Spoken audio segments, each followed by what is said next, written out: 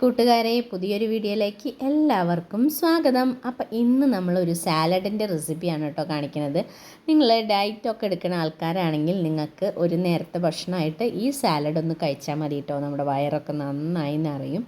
അപ്പോൾ നിങ്ങൾക്കിത് ചോറിൻ്റെ ഒപ്പം കഴിക്കാം കേട്ടോ. വെറുതെ കഴിക്കാനും നല്ല ടേസ്റ്റാണ്. അതാണ് ഞാൻ പറഞ്ഞത്, ഡയറ്റ് എടുക്കുന്ന ആൾക്കാരാണെങ്കിൽ വെറുതെ കഴിക്കാൻ സൂപ്പറാണ്. ചോറിൻ്റെ ഒപ്പം കഴിക്കണോണ്ടും ഒരു പ്രശ്നവും കേട്ടോ. അപ്പോൾ നമുക്ക് വീട്ടിൽ അത്യാവശ്യം സാധനങ്ങൾ വെച്ചിട്ടാണ് കേട്ടോ ഈ സാലഡ് നമ്മൾ ഉണ്ടാക്കിയിട്ടുള്ളത്. അപ്പോൾ ഇതെങ്ങനെയാണ് ഉണ്ടാക്കിയതെന്നൊന്ന് കണ്ടു നോക്കിയാലോ.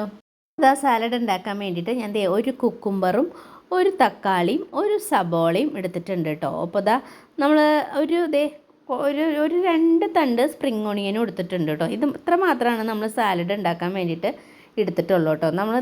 നമ്മുടെ കുക്കുംബറൊക്കെ നന്നായി വാഷ് ചെയ്ത് വരണം കേട്ടോ. നന്നായി വാഷ് ചെയ്തതിന് ശേഷം നമ്മൾ ഈ സാലഡ് ഉണ്ടാക്കുമ്പോൾ കുക്കുംബറിൻ്റെ തൊലി നമ്മൾ കളയണില്ല കേട്ടോ. അപ്പോൾ ഞാൻ കുക്കുംബർ 2 ഭാഗവും ഇങ്ങനെ കട്ട് ചെയ്ത് വന്നു. പിന്നെ ഈ കുക്കുംബറിൻ്റെ ഉള്ളിൽ ചെറിയ ചെറിയ ഈ അരി മറ്റേ ഇതുണ്ടാവില്ലേ, അതിൻ്റെ അരികൾ, അതും കളയണില്ല കേട്ടോ. അപ്പോൾ ഇതേപോലെ റൗണ്ടിലാണ് ഞാൻ കട്ട് ചെയ്തെടുക്കുന്നത്. കണ്ട, അപ്പോൾ ഇതിൻ്റെ ഉള്ളിൽ ചെറിയ ചള്ളായിട്ടുള്ള കുക്കുംബറായിരുന്നു കേട്ടോ. അപ്പോൾ അതിൻ്റെ ഉള്ളിലത്തെ കഴിക്കാൻ നല്ലൊരു ടേസ്റ്റാണ് കേട്ടോ. പിന്നെ അതേപോലെ തന്നെ ഞാൻ സബോളയും കട്ട് ചെയ്ത് വന്നിട്ടുണ്ട്. വട്ടനയായിട്ടാണ് കേട്ടോ കട്ട് ചെയ്ത് വന്നിട്ടുള്ളത്.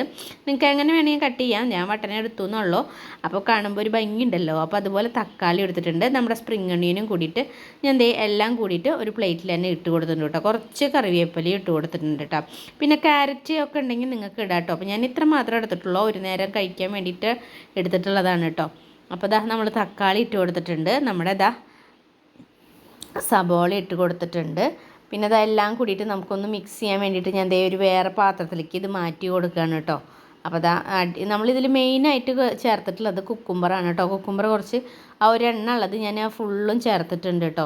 എന്നിട്ട് ഞാൻ അത് ആ പാത്രത്തിലിട്ടിട്ട് നമുക്ക് കുറച്ച് പൊടികളൊക്കെ ഇട്ടിട്ട് മിക്സ് ചെയ്യണം കേട്ടോ.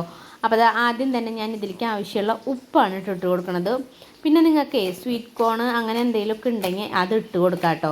അപ്പോൾ അത് നല്ലതാണ് കേട്ടോ അതൊക്കെ ഇട്ട് കൊടുക്കണത്. അപ്പോൾ ഞാൻ കുക്കുംബറിലേക്ക് ഉപ്പ് ഇട്ടിട്ട് ഇങ്ങനെ ജസ്റ്റ് ഇങ്ങനെ തട്ടിയിട്ട് എടുക്കുന്നുണ്ട് കേട്ടോ.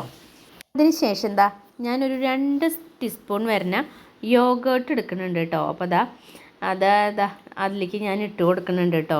അപ്പോൾ ഇതും കൂടി ഇട്ട് കൊടുത്തു കഴിഞ്ഞാൽ നമുക്ക് ചോറിൻ്റെ ഒപ്പം കഴിക്കാനൊക്കെ നല്ല ടേസ്റ്റ് ഉണ്ടാവും കേട്ടോ. അപ്പോൾ ഞാൻ 2 ടീസ്പൂൺ ഇട്ട് കൊടുക്കുന്നുണ്ട് കേട്ടോ. പിന്നെ കുരുമുളക് പൊടിയാണ് കേട്ടോ ഞാൻ ചേർക്കുന്നത്. കുരുമുളക് പൊടി കുറച്ച് അധികം ഞാൻ ചേർക്കുന്നുണ്ട് കേട്ടോ. നല്ല ടേസ്റ്റാണ്.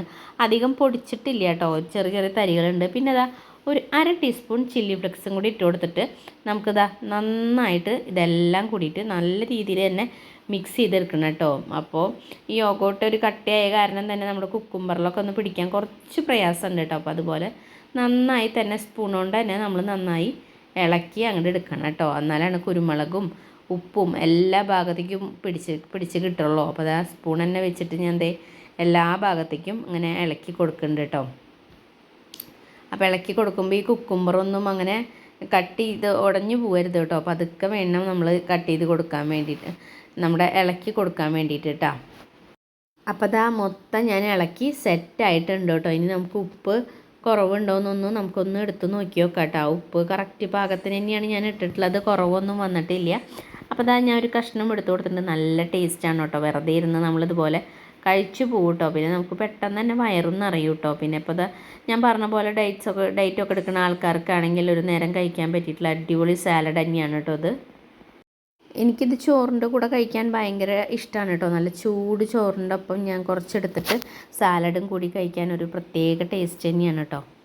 വേറെ കറികളൊന്നും ആവശ്യമില്ല. നമ്മൾ ചൂട് ചോറിൻ്റെ ഒപ്പം ഈ ഉണ്ടാക്കിയിട്ടുള്ള സാലഡും കൂട്ടിയിട്ട് നമുക്ക് കുറേശ്ശെ ചോറുണ്ടാക്കി കഴിക്കാൻ നല്ല ടേസ്റ്റാണ് കേട്ടോ. അതുപോലെ തന്നെയാണ് ബിരിയാണിയുടെ ഒപ്പം നമ്മൾ ചപ്പാത്തി കഴിക്കുകയാണെങ്കിൽ ഈ സാലഡും കൂട്ടി കഴിക്കുകയാണെങ്കിൽ നല്ലതാണ് കേട്ടോ. അപ്പോൾ എല്ലാവർക്കും വീഡിയോ ഇഷ്ടമായി എന്ന് വിചാരിക്കുന്നു. വീഡിയോ ഇഷ്ടമായെങ്കിൽ നിങ്ങൾ ലൈക്ക് ചെയ്യാനും സബ്സ്ക്രൈബ് ചെയ്യാനും ഷെയർ ചെയ്യാനും ഹൈപ്പ് ചെയ്യാനും മറക്കരുത് കേട്ടോ. അപ്പോൾ അടുത്തൊരു ദിവസം പുതിയൊരു വീഡിയോ ആയിട്ട് വരാം. അതുവരേക്കും എൻ്റെ എല്ലാ കൂട്ടുകാർക്കും ടാറ്റ ബൈ ബൈ.